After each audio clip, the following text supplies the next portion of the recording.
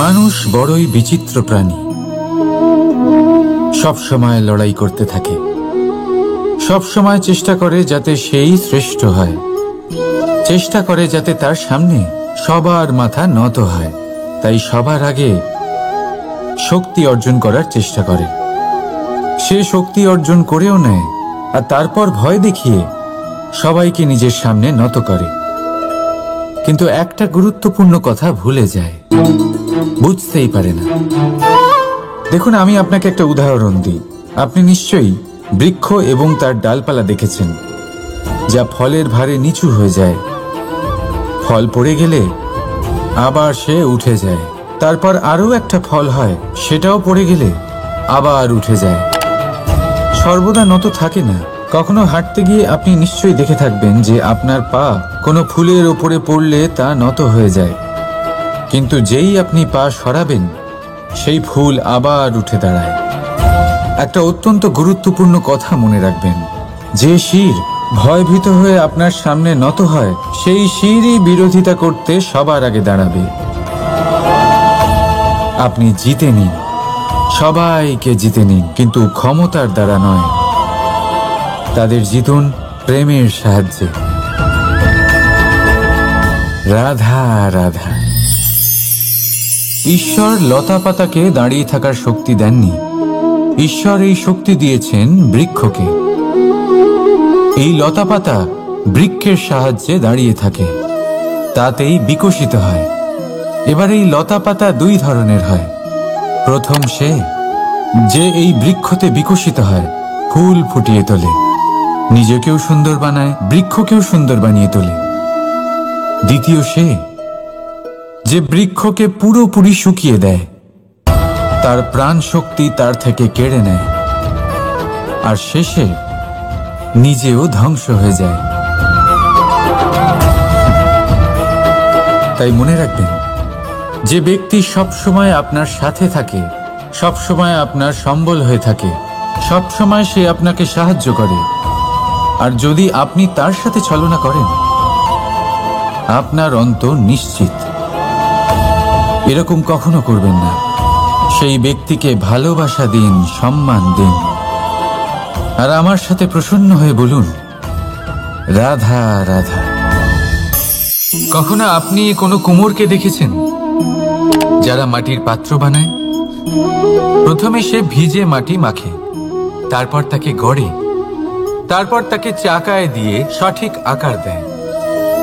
যদি আকার ঠিক না হয়, তা তক্ষুনি ঠিক করে দেয়, কারণ সে এটা জানে যে একবার এটা আগুনের তাপে দিয়ে দিলে, একবার এটা শুকিয়ে গেলে, তারপরে এর আকার কখনোই বদলানো যায় না। এখানে লুকিয়ে আছে একটা শিক্ষা, সমস্ত মাতা পিতার জন্য একটা শিক্ষা। মাতা পিতাও তো এরকমই হন। তাদের নিজেদের সন্তানকে সঠিক সময় মতো শ্রেষ্ঠ শিক্ষা দেওয়া উচিত। মাতা পিতা যেন কখনো তাদের বিধাতা না হতে চান, কিন্তু প্রতিটা মুহূর্তে সবসময় চেষ্টা করুন তাদের সঠিক পথ দেখানো। কখনো কোমলতা দিয়ে, কখনো ভালোবাসা দিয়ে, আর কখনো কঠোর হয়ে। তার জীবনকে, তার ব্যক্তিত্বকে আকার দেওয়ার চেষ্টা করুন। কারণ যেমন মাটি একবার শুকিয়ে গেলে তারপর সেই পাত্রের আকার বদলানো যায় না, ঠিক সেইভাবেই আয়ুর বৃদ্ধির সাথে সন্তানের শিক্ষা কখনোই বদলানো যায় না। তা মনে রাখবেন। রাধা রাধা। আপনি কি কখনো কোনো প্রজাপতি দেখেছেন? ভালো নিশ্চয়ই লাগে।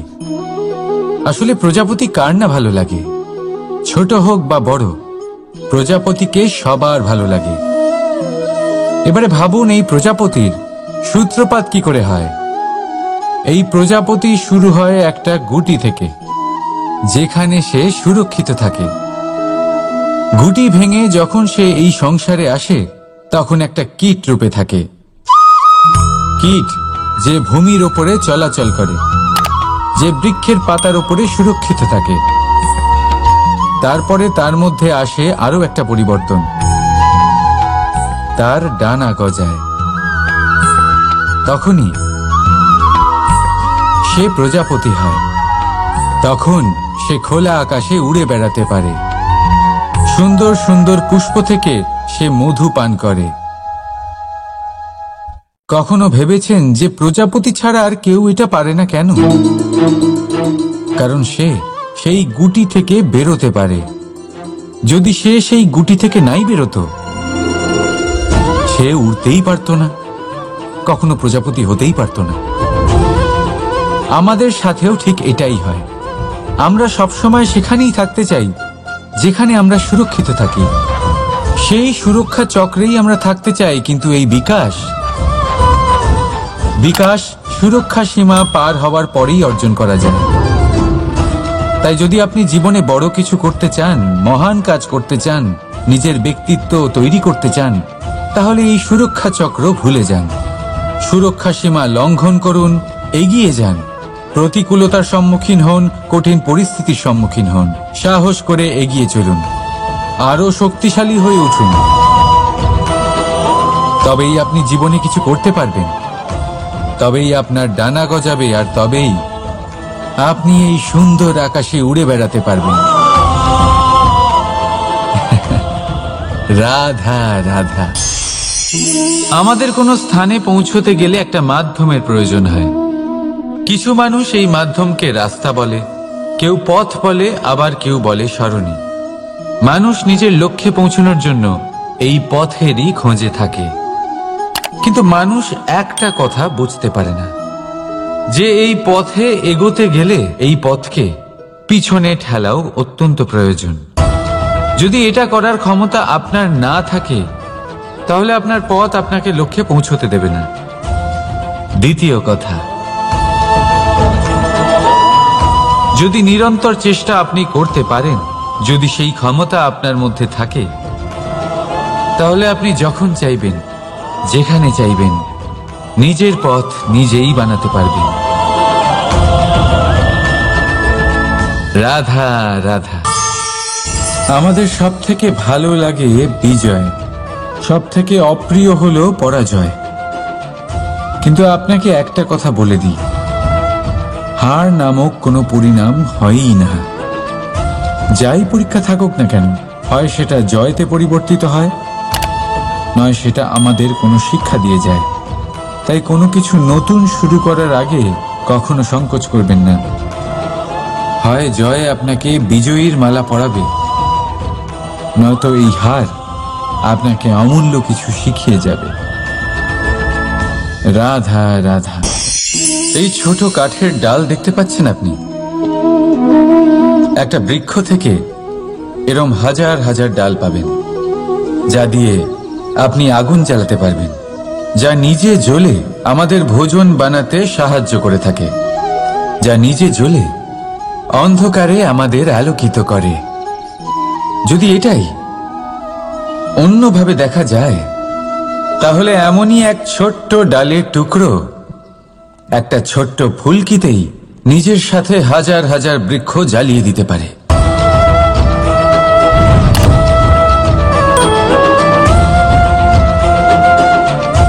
পার্থক্য কোথায়? পার্থক্য হলো শুধু দৃষ্টিভঙ্গিতে, মানসিকতায়। যদি এই মন শীতল রাখেন, শান্ত রাখেন, তাহলে অসংখ্য মানুষের জীবন আলোকিত করবেন। যদি ক্রোধ আর অহংকারের আগুনে জ্বলতে থাকেন, তাহলে শুধুমাত্র বিনাশ করবেন। সিদ্ধান্ত আপনার। রাধা রাধা। আজ বিজয়া দশমী, সেই দিন যবে শ্রীরাম রাবণকে বধ করেছিলেন। এ হলো সেই দিন যেদিন শ্রীরাম লঙ্কা জয় করেছিলেন। লোকে বলে এটা খারাপের বিরুদ্ধে ভালোর জয়ের প্রতীক। এটাকে দেখার আরো একটা দিক আছে। আগে হ্যাঁ, এটা ভালোবাসার জয়ের প্রতীক, এটা পরিবারের জয়ের প্রতীক। আপনি তো নিশ্চয়ই জানেন যে রাবণ মহাজ্ঞানী ছিল, মহা শক্তিশালী ছিল, মহাদেবের পরম ভক্ত ছিল রাবণ। এবার যে ব্যক্তি কৈলাস পর্বত তুলতে পারত, সেই ব্যক্তি নিজে এক কাটা বৃক্ষের মতো শ্রী রামের চরণে পড়েছিল। কেন? কারণ রামের সাথে লক্ষণ ছিল, কিন্তু ওদিকে রাবণের সাথে বিভীষণ ছিল না। একদিকে এক পরিবারের মধ্যে ভালোবাসা ছিল, কিন্তু অপরদিকে আর এক পরিবারের মধ্যে দূরত্ব বাড়ছিল। তাই মনে রাখবেন, যদি সংসারের ওপরে বিজয় লাভ করতে হয় তাহলে সর্বপ্রথম পরিবারের মধ্যে ভালোবাসা বজায় রাখতে হবে। পরিবারের মধ্যে ভালোবাসা বাড়ান, দূরত্ব নয়। আপনি সব সময় সুখী থাকবেন আর জীবনের সমস্ত বাধা আপনি অতিক্রম করবেন। রাধা রাধা। আপনি কি কখনো শুনেছেন হরিণ সিংহের থেকে পালানোর বদলে তার সাথে লড়াই করেছে? হরিণ সিংহকে আক্রমণ করেছে, কখনো শুনেছেন? কখনো না। কিন্তু এরকম হতেই পারে, এরকম হয়েই থাকে। আর এটা তখনই হয় যখন হরিণের শাবক বিপদে পড়ে। যখন তার সিংহের কবলে পড়ার ভয় থাকে, তখন হরিণীও এসে সিংহের সাথে লড়াই করতে থাকে। কারণ সে একজন মা, আর মা তার সন্তানের জন্য সবকিছু করতে পারে। এ হলো মায়ের স্নেহ, যেটা যত নরম হতে পারে ঠিক ততটাই কঠোরও হতে পারে। আর তার সন্তানের মঙ্গলের জন্য সে ক্রোধের সমস্ত সীমা পার করে তার সন্তানকে রক্ষা করেই ছাড়বে।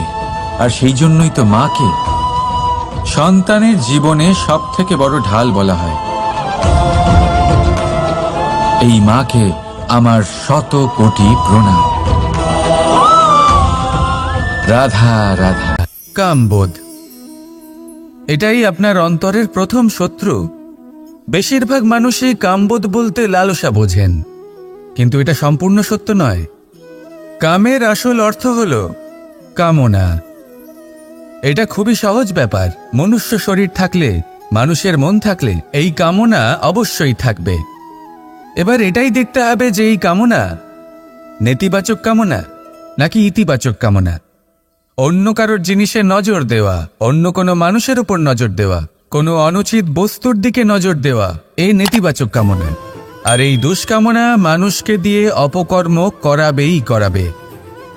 তাই মনে রাখবেন, যে ব্যক্তি নিজের কামনাকে নিয়ন্ত্রণে রাখতে পারেন তিনি সঠিক পথেও থাকেন, সঠিক লক্ষ্যে পৌঁছতেও পারেন। যিনি কামনা নিয়ন্ত্রণে রাখতে পারেন না তিনি তার পথও হারিয়ে ফেলেন এবং লক্ষ্যচ্যুতও হন। তাই মনে রাখবেন, নিজের কামনাগুলিকে নিয়ন্ত্রণে রাখুন। কাম নামক এই শত্রুর ওপর বিজয় লাভ করুন। আর আমার সাথে ভালোবেসে বলুন, রাধা রাধা। হাস্য, হাসি জীবনে অত্যন্ত মূল্যবান হয়। কথায় আছে যে হাসি এবং হাস্য আমাদের জীবনে ওষুধের মতো কাজ করে, আমাদের সুস্থ রাখে, আমাদের জীবনের অনুভূতিগুলিকে আরো সুন্দর করে তোলে। কিন্তু প্রত্যেক ওষুধের মতোই এর সাথেও এটাই হয়। প্রত্যেক ওষুধ সঠিক সময়ে, সঠিক মাত্রায়, সঠিকভাবে গ্রহণ করতে হয়।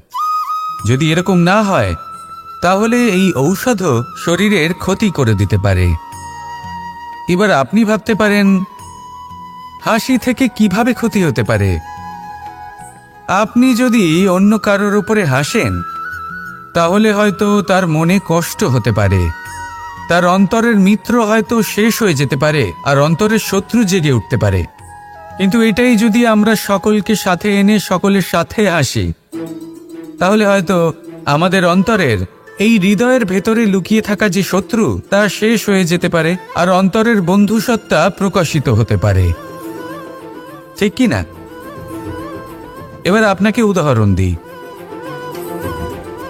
যখন দ্রৌপদী দুর্যোধনকে নিয়ে হেসেছিল তখন তা মহাভারতের সৃষ্টির কারণ হয়েছিল। কিন্তু সেইখানেই যখন পার্থ আর মাধব একসাথে বসে মৃদুমন্দ হাসতেন তখন ধর্ম স্থাপন করা হয়েছিল। তা আপনি কি চান? কাউকে নিয়ে হেসে তাকে আঘাত করতে চান, নাকি সকলকে একসাথে এনে তাদের হাসিয়ে তুলে ধনাত্মক প্রভাব ফেলতে চান? সিদ্ধান্ত আপনার। আসুন আর আমার সাথে ভালোবেসে বলুন, রাধা রাধা। মাঝে মাঝে কিছু মুহূর্তের জন্য চোখ বন্ধ করে ধ্যানের বেদিতে বসে ধ্যান করতে চেষ্টা করুন আর বোঝার চেষ্টা করুন যে আমরা সর্বপ্রথম কি দেখতে পাচ্ছি, কি অনুভব করছি। আপনি দেখতে পাবেন সবার আগে আপনার চোখের সামনে আপনার দুষ্কর্মগুলিকে, আপনার লুকিয়ে থাকা ক্রোধ, অন্তরের যন্ত্রণা, ভয়, নিরাশা, এই সব কিছুই সবার আগে দেখতে পাবেন আপনি। আর এই সব কিছুই আমাদের দুঃখের কারণ হয়ে ওঠে। এই সব কিছু সারমর্ম কি? সারমর্ম শুধু একটাই, সেটা হলো এই যে আমাদের এই মন তা কিন্তু দুষ্কর্ম পছন্দই করে না। আমাদের এই মন একটা সুখময় জীবন যাপন করতে চায়, সৎকর্ম করতে চায়। তাই এটাই করুন, শুভ চিন্তা করুন, শুভ কর্ম করুন, ইতিবাচক মনোভাব নিয়ে জীবনে অগ্রসর হন। তারপর চোখ বন্ধ করে অন্তরে দেখতে থাকুন। দুঃখের আভাসই পাবেন না। এই মন প্রসন্নতা এবং প্রেমের দ্বারা পূর্ণ হবে এবং বারবার বলে উঠবে, রাধা রাধা। ছোটবেলা থেকেই আমি গরু চড়িয়ে অভ্যস্ত, সেই জন্য সকলে আমাকে গোপাল নামে ডাকত।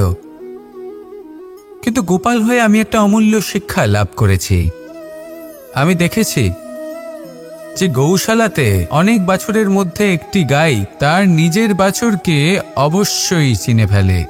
যেখানে সমস্ত বাছুর একই রকম দেখতে এবং প্রত্যেকের স্বরও সমান, তারপরেও সকল বাছুরের মধ্যে নিজের বাছুরকে ঠিক চিনতে পেরে যায় এবং তার সাথেই থাকে। ঠিক এইরকমই কিছুটা হয় আমাদের কর্ম এবং তার কর্মফল। আপনি সবার মাঝে থেকেও কোনো কর্ম যদি করেন, সেই কর্মফল সবার মধ্যে আপনাকে চিনে ফেলবে এবং আপনার সাথেই থাকবে। তাই যখনই কর্ম করবেন ভেবে চিন্তে করবেন। কোনো কর্ম করার আগে একবার ভেবে দেখুন, তাহলে জীবনে বারংবার অনুতপ্ত হতে হবে না। কারণ বিষয়টা কিছুটা এরকম যে এই সংসারে আপনি কাল, কর্মফল এবং সময়, এই তিনের হাত থেকে কখনো লুকোতে পারবেন না, কখনো পালাতেও পারবেন না। আসুন আমার সাথে ভালোবেসে বলুন, রাধা রাধা। আভূষণ। কার না ভালো লাগে এই আভূষণ? আমরা পরিশ্রম করি, ধন অর্জন করি আর আভূষণ কিনে থাকি, কখনো নিজের জন্য, কখনো বা তাদের জন্য যাকে আমরা ভালোবাসি, বা তাদের জন্য যাকে আমরা সম্মান করি। হয়তো সেই জন্যই সীতা চূড়ামণি ধারণ করেছিলেন এবং আমি সামন্তকমণি। কিন্তু এটাই কি সেই প্রকৃত আভূষণ যা আপনার মূল্য বৃদ্ধি করে? না। শ্রীরামের আভূষণ হল ওনার নম্র ভদ্র ব্যবহার। মাতা সীতার আভূষণ হল ওনার সততা, ওনার নিষ্ঠা, ওনার ত্যাগ। অর্জুনের আভূষণ ছিল ওনার একাগ্রতা। রাধার আভূষণ ওনার প্রেম। এই আভূষণ কোথাও নেই, আপনার মনে আছে। যদি আপনার মনে মিষ্টতা থাকে, তা শান্ত হয়, তাতে সততা থাকে, নিষ্ঠা থাকে এবং প্রেম থাকে, তাহলে আপনার অন্য আর কোনো আভূষণের কোনো প্রয়োজন নেই। আপনি যতই ভিড়ের মাঝে থাকুন, আপনার ঔজ্জ্বল্য চোখে পড়বে। আসুন আর আমার সাথে ভালোবেসে বলুন, রাধা রাধা। সুখ এবং দুঃখ, এই দুই হলো আমাদের জীবনের অবশ্যম্ভাবী এবং গুরুত্বপূর্ণ অঙ্গ। আমাদের সকলের জীবনে কখনো সুখও আসে, আবার কখনো দুঃখও আসে।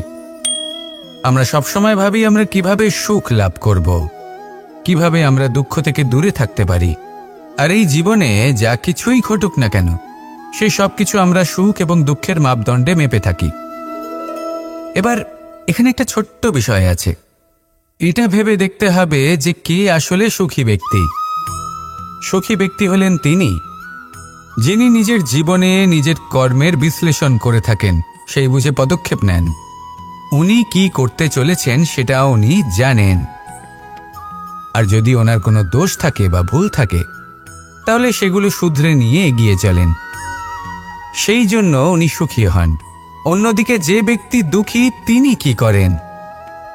তিনি নিজের উপর নয়, অন্যের উপর নিজের নজর রাখেন যে তিনি কি করছেন, কিভাবে কর্ম করছেন, ওনারা অন্যের নিন্দা করেন, অন্যের সাফল্য দেখে ঈর্ষা করেন, ক্রুদ্ধ হয়ে যান, ওনাদের বাধা দিতে চেষ্টা করেন। সেই জন্যই তো ওনারা দুঃখী হন। এই সংসারে এমন অনেক ব্যক্তি আছেন যারা এই কারণে দুঃখী নন যে তাদের জীবনে দুঃখ আছে। তারা এই কারণে দুঃখ পান কারণ অন্যের জীবন অনেক বেশি সুখের। দেখুন, শেষ পর্যন্ত আপনাকে নিজের কর্মের প্রতি মনোসংযোগ করতেই হবে, অন্যের প্রতি নয়। কারণ আপনার জীবনে আপনার কর্ম হলো এমন একটা জিনিস যা আপনার নিয়ন্ত্রণে আছে।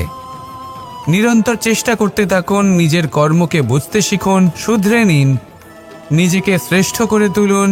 তখন সাফল্য নিজে থেকে আপনার কাছে আসবে, আর এই মন প্রসন্ন হয়ে বলবে, রাধা রাধা। প্রেমের পরিভাষা আসলে কি? ভিন্ন ভিন্ন ধরনের ব্যক্তি, ভিন্ন ভিন্ন ধরনের প্রেমী, আলোচক বিভিন্ন ধরনের পরিভাষা প্রদান করেন এই প্রেম নিয়ে। কিন্তু প্রত্যেকের মনে কখনো কখনো এই প্রশ্ন এসেছে, এই ভালোবাসা আসলে কি? নিজের প্রিয়তমকে জয় করাই কি প্রেম? চার হাত এক হয়ে যাবার নামই কি প্রেম? নিজের আবেগ ব্যক্ত করাই কি ভালোবাসা? না, প্রেমের অর্থ কাউকে লাভ করা নয়, বরং তার মাঝে বিলীন হয়ে যাওয়া। যদি কারোর হাত ধরে থাকি তাহলে আজীবন তার সাথে পথ চলা হলো প্রেম। প্রেম শুধুমাত্র সেটা নয় যা প্রেমী আর প্রেমিকার কেশদামে মালা বেঁধে দেয়। মাতা পিতার জন্য দিনরাত পরিশ্রম করা, নিজের পরিবারের জন্য দিনরাত পরিশ্রম করা, সেটাও প্রেম। নিজের বন্ধুদের জন্য, আপনজনের জন্য সবকিছু উজাড় করে দেওয়ার নাম হলো ভালোবাসা। নিজের মাতৃভূমির জন্য সাহসের সাথে লড়াই করা এবং আনন্দে নিজের জীবন ত্যাগ করে দেওয়াও কিন্তু প্রেমের নামান্তর। সেই জন্য যারা বুদ্ধিমান ব্যক্তি তারা কখনো প্রেমের পরিভাষা খুঁজতে চান না, কারণ তারা জানেন যে এই প্রেম কতটা বিশাল। তারা জানেন যে এই প্রেম হলো এক বিশাল সাগর যাকে নিজের মুঠোয় ধরে রাখা যায় না। সেই জন্য এই প্রেমের সাগরে ডুবে যান এবং সকলকে ভালোবাসতে শিখুন। যদি সবাইকে ভালোবাসতে পারেন তাহলে তাদেরও কল্যাণ হবে, যারা আপনাকে ভালোবাসে তাদেরও কল্যাণ হবে যাদেরকে আপনি ভালোবাসেন, আর আপনারও কল্যাণ হবে। আর তখন এই মন ভালোবেসে বলবে, রাধা রাধা। এই সংসারের অন্তের, এর বিনাশের প্রারম্ভ কিভাবে হয়? কোনো যোগের মাধ্যমে? কোনো ভয়ানক অসুরের আগমনে? নাকি প্রকৃতির রাগের কারণে? না, এই সংসারের বিনাশের প্রারম্ভ হয় আমি থেকে। এই আমি, এই তুমি, এটা আমি করেছি, ওটা তুমি করেছো, এটা আমার, ওটা তোমার, আদি ইত্যাদি। এই ভাব যখন মনে বাসা বেঁধে নেয়, সর্বপ্রথম ঘর ভাগ হয়, তারপর বসতি, তারপর প্রাণ, আর তারপর দেশ, আর সবার শেষে সমস্ত সংসার ভাগ হয়ে যায়। আর এই ভাগ হয়ে যাওয়া শেষে মনোমালিন্যে পরিণত হয়। এখন এমত অবস্থায় কি করা যেতে পারে? কিভাবে বাঁচা যায় এই পরিস্থিতির থেকে? কিভাবে দূরে থাকা যায় এই বিনাশের থেকে? উত্তর সেই একটাই, করুণা। একে অপরের দরকারগুলি বুঝুন, একে অপরের সমস্যাগুলি বুঝুন, একে অপরের দুঃখের সাথী হয়ে দাঁড়ান, একে অপরের সুখের ভাগীদার হন। আর শেষে যখন এই আমি আমরাতে পরিণত হবে, তখন এই বিনাশ নিজে থেকেই দূরে চলে যাবে। তাহলে আমরাতে বিশ্বাস করতে শিখুন, আর আমার সাথে ভালোবেসে বলুন, রাধা রাধা। আপনি এমন অনেক মানুষকে দেখে থাকবেন যারা এই সংসার ত্যাগ করেছেন, নিজেদের ঘর বাড়ি সমস্ত সম্পর্ক ছেড়েছেন, বেরিয়ে পড়েছেন শুধুমাত্র ঈশ্বরের খোঁজে। মন দিয়ে সেবা করেছেন, কিন্তু তাও ওনারা কখনো ঈশ্বরের দর্শন পাননি। উল্টে মনে অসন্তুষ্টি আরো বেড়ে গেছে।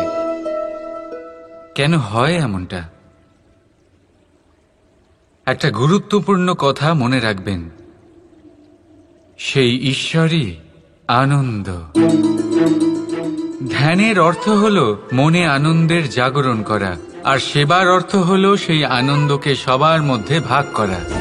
তাহলে যদি আনন্দকে জাগ্রত করো আর সবার মাঝে ভাগ করে দাও, তাহলেই ঈশ্বররূপী আনন্দ তুমি অবশ্যই পাবে।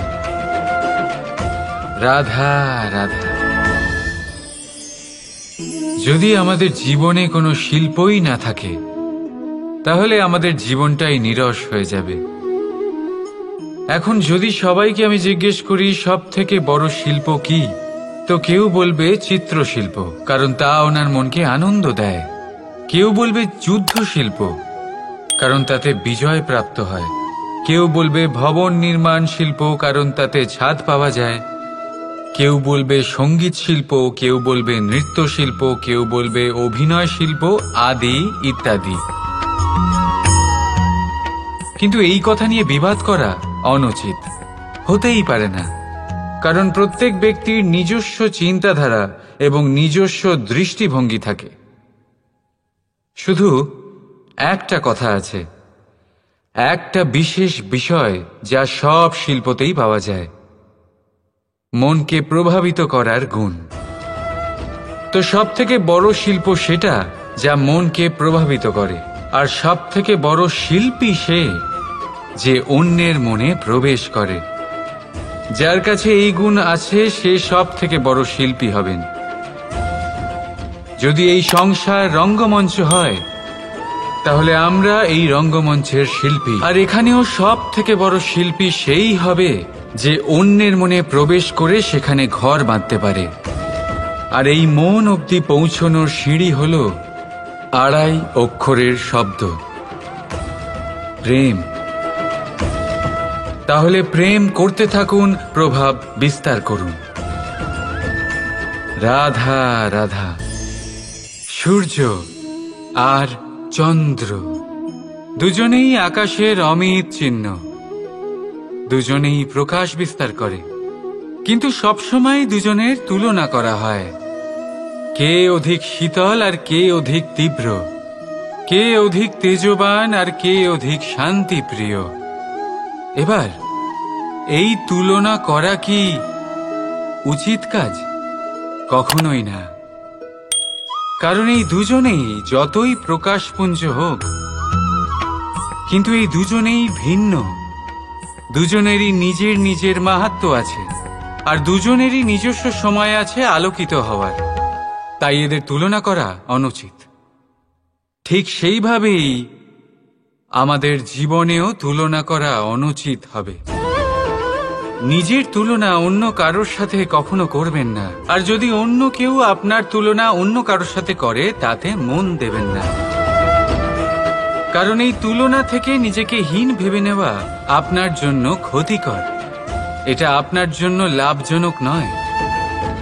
শুধু চেষ্টা করতে থাকুন, নিজেকে বিস্তার করতে থাকুন, আর অপেক্ষা করুন সঠিক সময়ে। কারণ সঠিক সময় আসলে আপনি নিজের গুণ, নিজের দক্ষতা অবশ্যই দেখাতে পারবেন। রাধা রাধা। জীবনে সবাই মহান হতে চায়, সবাই বড় হতে চায়, কিন্তু বড় হয় কিভাবে?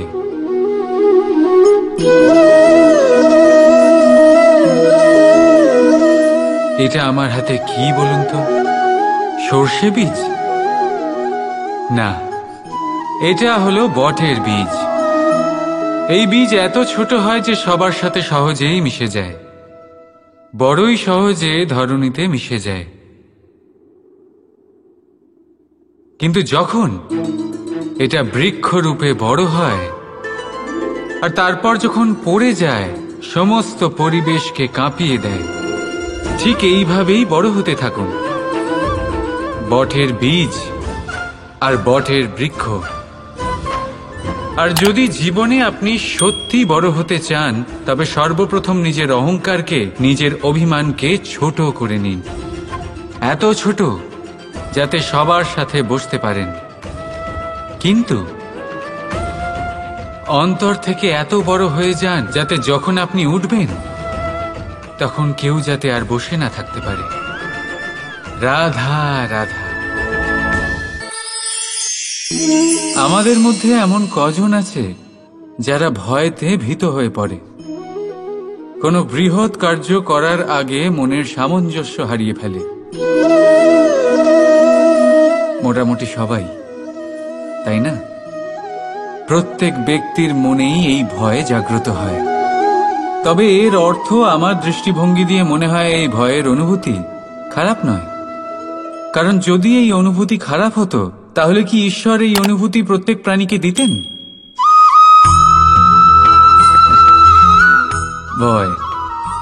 ভয়ের এই অনুভূতি আমাদের জন্য ভালো, অত্যন্ত আবশ্যক। মনে রাখবেন, যে কোনো কার্য করার আগে যদি মনে ভয় উৎপন্ন হয়, তাহলে এর অর্থ এই যে ওই কার্য করার সময় অনেক সংকটের সম্মুখীন আমাদের হতে হবে। আর সেই সংকটের সম্মুখীন হওয়ার জন্য আমাদের অত্যন্ত সাহসী হতে হবে। শুধুমাত্র এই কথা মনে রাখবেন, মনে সাহস জুগিয়ে এগিয়ে চলুন এই ভয়ের যাত্রাতে। কারণ এই ভয়ই আপনাকে আপনার লক্ষ্যে পৌঁছতে প্রেরণা যোগাবে, আপনাকে শক্তি প্রদান করবে। তাই এই ভয়ের দ্বারা ভয়ভীত হবেন না, এই ভয়কে জয় করুন। আর আমার সাথে ভালোবেসে বলুন, রাধা রাধা। মানুষ বড়ই বিচিত্র প্রাণী, সব সময় লড়াই করতে থাকে, সব সময় চেষ্টা করে যাতে সেই শ্রেষ্ঠ হয়, চেষ্টা করে যাতে তার সামনে সবার মাথা নত হয়। তাই সবার আগে শক্তি অর্জন করার চেষ্টা করে। সে শক্তি অর্জন করেও নেয়, আর তারপর ভয় দেখিয়ে সবাইকে নিজের সামনে নত করে। কিন্তু একটা গুরুত্বপূর্ণ কথা ভুলে যায়, বুঝতেই পারে না।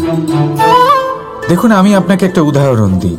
আপনি নিশ্চয়ই বৃক্ষ এবং তার ডালপালা দেখেছেন, যা ফলের ভারে নিচু হয়ে যায়। ফল পড়ে গেলে আবার সে উঠে যায়, তারপর আরও একটা ফল হয়, সেটাও পড়ে গেলে আবার উঠে যায়, সর্বদা নত থাকে না। কখনো হাঁটতে গিয়ে আপনি নিশ্চয়ই দেখে থাকবেন যে আপনার পা কোনো ফুলের ওপরে পড়লে তা নত হয়ে যায়, কিন্তু যেই আপনি পা সরাবেন, সেই ফুল আবার উঠে দাঁড়ায়। একটা অত্যন্ত গুরুত্বপূর্ণ কথা মনে রাখবেন, যে শির ভয়ভীত হয়ে আপনার সামনে নত হয়, সেই শিরই বিরোধিতা করতে সবার আগে দাঁড়াবে। আপনি জিতে নিন, সবাইকে জিতে নিন, কিন্তু ক্ষমতার দ্বারা নয়। তাদের জিতুন প্রেমের সাহায্যে। রাধা রাধা। ঈশ্বর লতা পাতাকে দাঁড়িয়ে থাকার শক্তি দেননি, ঈশ্বর এই শক্তি দিয়েছেন বৃক্ষকে। এই লতা পাতা বৃক্ষের সাহায্যে দাঁড়িয়ে থাকে, তাতেই বিকশিত হয়। এবার এই লতা পাতা দুই ধরনের হয়। প্রথম সে যে এই বৃক্ষতে বিকশিত হয়, ফুল ফুটিয়ে তোলে, নিজেকেও সুন্দর বানায়, বৃক্ষকেও সুন্দর বানিয়ে তোলে। দ্বিতীয় সে যে বৃক্ষকে পুরোপুরি শুকিয়ে দেয়, তার প্রাণ শক্তি তার থেকে কেড়ে নেয়, আর শেষে নিজেও ধ্বংস হয়ে যায়। তাই মনে রাখবেন, যে ব্যক্তি সবসময় আপনার সাথে থাকে, সবসময় আপনার সম্বল হয়ে থাকে, সবসময় সে আপনাকে সাহায্য করে, আর যদি আপনি তার সাথে ছলনা করেন, আপনার অন্ত নিশ্চিত। এরকম কখনো করবেন না। সেই ব্যক্তিকে ভালোবাসা দিন, সম্মান দিন, আর আমার সাথে প্রসন্ন হয়ে বলুন, রাধা রাধা। কখনো আপনি কোনো কুমোরকে দেখেছেন যারা মাটির পাত্র বানায়? প্রথমে সে ভিজে মাটি মাখে, তারপর তাকে গড়ে, তারপর তাকে চাকায় দিয়ে সঠিক আকার দেয়। যদি আকার ঠিক না হয়, তা তক্ষুনি ঠিক করে দেয়, কারণ সে এটা জানে যে একবার এটা আগুনের তাপে দিয়ে দিলে, একবার এটা শুকিয়ে গেলে, তারপরে এর আকার কখনোই বদলানো যায় না। এখানে লুকিয়ে আছে একটা শিক্ষা, সমস্ত মাতা পিতার জন্য একটা শিক্ষা। মাতা পিতাও তো এরকমই হন। তাদের নিজেদের সন্তানকে সঠিক সময় মতো শ্রেষ্ঠ শিক্ষা দেওয়া উচিত। মাতা পিতা যেন কখনো তাদের বিধাতা না হতে চান, কিন্তু প্রতিটা মুহূর্তে সবসময় চেষ্টা করুন তাদের সঠিক পথ দেখানো, কখনো কোমলতা দিয়ে, কখনো ভালোবাসা দিয়ে, আর কখনো কঠোর হয়ে। তার জীবনকে, তার ব্যক্তিত্বকে আকার দেওয়ার চেষ্টা করুন। কারণ যেমন মাটি একবার শুকিয়ে গেলে তারপর সেই পাত্রের আকার বদলানো যায় না, ঠিক সেইভাবেই আয়ুর বৃদ্ধির সাথে সন্তানের শিক্ষা কখনোই বদলানো যায় না। তা মনে রাখবেন। রাধা রাধা। আপনি কি কখনো কোনো প্রজাপতি দেখেছেন? ভালো নিশ্চয়ই লাগে। আসলে প্রজাপতি কার না ভালো লাগে? ছোট হোক বা বড়, প্রজাপতিকে সবার ভালো লাগে। এবারে ভাবুন, এই প্রজাপতির সূত্রপাত কি করে হয়? এই প্রজাপতি শুরু হয় একটা গুটি থেকে, যেখানে সে সুরক্ষিত থাকে। গুটি ভেঙে যখন সে এই সংসারে আসে, তখন একটা কীট রূপে থাকে। কীট যে ভূমির ওপরে চলাচল করে, যে বৃক্ষের পাতার ওপরে সুরক্ষিত থাকে। তারপরে তার মধ্যে আসে আরো একটা পরিবর্তন, তার ডানা গজায়। তখনই সে প্রজাপতি হয়। তখন সে খোলা আকাশে উড়ে বেড়াতে পারে। সুন্দর সুন্দর পুষ্প থেকে সে মধু পান করে। কখনো ভেবেছেন যে প্রজাপতি ছাড়া আর কেউ এটা পারে না কেন? কারণ সে সেই গুটি থেকে বেরোতে পারে। যদি সে সেই গুটি থেকে নাই বেরোতো, সে উড়তেই পারত না, কখনো প্রজাপতি হতেই পারত না। আমাদের সাথেও ঠিক এটাই হয়। আমরা সবসময় সেখানেই থাকতে চাই যেখানে আমরা সুরক্ষিত থাকি। সেই সুরক্ষা চক্রেই আমরা থাকতে চাই, কিন্তু এই বিকাশ সুরক্ষা সীমা পার হওয়ার পরেই অর্জন করা যায়। তাই যদি আপনি জীবনে বড় কিছু করতে চান, মহান কাজ করতে চান, নিজের ব্যক্তিত্ব তৈরি করতে চান, তাহলে এই সুরক্ষা চক্র ভুলে যান। সুরক্ষা সীমা লঙ্ঘন করুন, এগিয়ে যান। প্রতিকূলতার সম্মুখীন হন, কঠিন পরিস্থিতির সম্মুখীন হন, সাহস করে এগিয়ে চলুন, আরো শক্তিশালী হয়ে উঠুন। তবেই আপনি জীবনে কিছু করতে পারবেন, তবেই আপনার ডানা গজাবে, আর তবেই আপনি এই সুন্দর আকাশে উড়ে বেড়াতে পারবেন। রাধা রাধা। আমাদের কোনো স্থানে পৌঁছতে গেলে একটা মাধ্যমের প্রয়োজন হয়। কিছু মানুষ এই মাধ্যমকে রাস্তা বলে, কেউ পথ বলে, আবার কেউ বলে সরণি। মানুষ নিজের লক্ষ্যে পৌঁছানোর জন্য এই পথেরই খোঁজে থাকে। কিন্তু মানুষ একটা কথা বুঝতে পারে না, যে এই পথে এগোতে গেলে এই পথকে পিছনে ঠেলাও অত্যন্ত প্রয়োজন। যদি এটা করার ক্ষমতা আপনার না থাকে, তাহলে আপনার পথ আপনাকে লক্ষ্যে পৌঁছতে দেবে না। দ্বিতীয় কথা, যদি নিরন্তর চেষ্টা আপনি করতে পারেন, যদি সেই ক্ষমতা আপনার মধ্যে থাকে, তাহলে আপনি যখন চাইবেন, যেখানে চাইবেন, নিজের পথ নিজেই বানাতে পারবেন। রাধা রাধা। আমাদের সব থেকে ভালো লাগে বিজয়, সব থেকে অপ্রিয় হলো পরাজয়। কিন্তু আপনাকে একটা কথা বলে দিই, হার নামক কোনো পরিণাম হয়ই না। যাই পরীক্ষা থাকুক না কেন, হয় সেটা জয়তে পরিবর্তিত হয়, নয় সেটা আমাদের কোনো শিক্ষা দিয়ে যায়। তাই কোনো কিছু নতুন শুরু করার আগে কখনো সংকোচ করবেন না। হয় জয় আপনাকে বিজয়ীর মালা পরাবে, নয়তো এই হার আপনাকে অমূল্য কিছু শিখিয়ে যাবে। রাধা।